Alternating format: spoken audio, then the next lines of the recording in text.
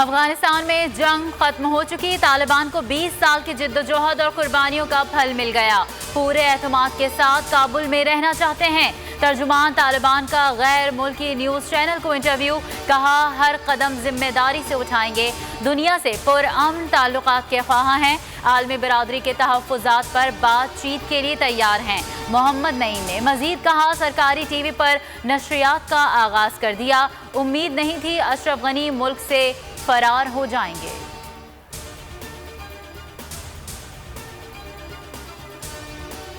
افغانستان میں طالبان کے قبضے کے بعد ہر طرف افراتفری، کابل ایئرپورٹ پر ملک چھوڑنے والوں کا رش، ایئرپورٹ کا کنٹرول امریکی فوج نے سنبھال لیا، ہزاروں افراد کو منتشر کرنے کے لیے وقفے سے فائرنگ۔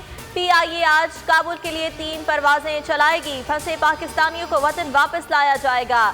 سعودی عرب، ناروے، اسپین اور آسٹریلیا کے سفارت خانے بند، امریکہ، برطانیہ اور جرمنی نے عملے کی تعداد محدود کر دی۔ پاکستان، ترکی اور روس کے سفارت خانوں میں معمول کے مطابق کام جاری۔ افغان صورتحال پر غور کے لیے سلامتی کونسل کا ہنگامی اجلاس آج طلب۔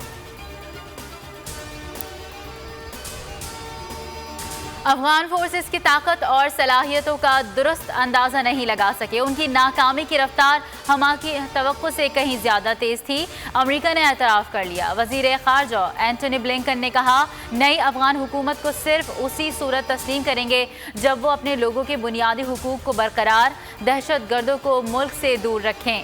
سابق صدر ٹرمپ نے جو بائیڈن سے مستعفی ہونے کا مطالبہ کر دیا، کہا طالبان کا قابض ہونا امریکہ کی بدترین شکست ہے، بائیڈن اس ذلت پر، رسوائی پر استعفیٰ دیں۔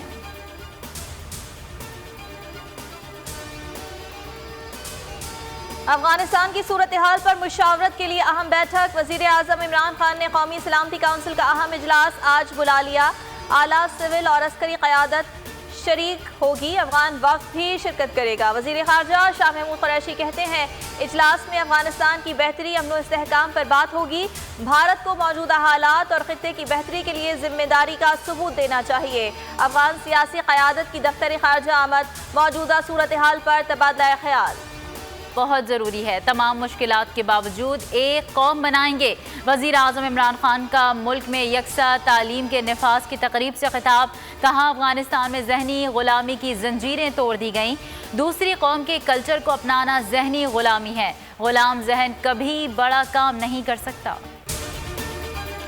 ملک میں کورونا کی ہلاکت خیزی جاری، مزید 72 افراد جاں بحق، اموات 24,478 ہو گئیں، ایک دن میں 3,669 نئے مریض سامنے آ گئے، کیسز کی تعداد 11 لاکھ سے تجاوز کر گئی، شرح 6.8% رہی، کراچی میں 22 اموات، مثبت کیسز کی شرح 12.98% رپورٹ۔ اعصاب شکن اور سنسنی خیز مقابلے کے بعد کنگسٹن ٹیسٹ ویسٹ انڈیز کے نام رہا، پاکستان کو 1 وکٹ سے شکست، کیریبین نے 168 رنز کا ٹارگٹ 9 وکٹس کے نقصان پر پورا کر لیا، بلیک ووڈ نے 55 رنز بنائے، کیمرون روچ نے 30 رنز کی ناقابل شکست اننگ کھیلی، شاہین آفریدی نے 4 شکار کیے، 8 وکٹس لینے والے Jayden Seales man of the match قرار۔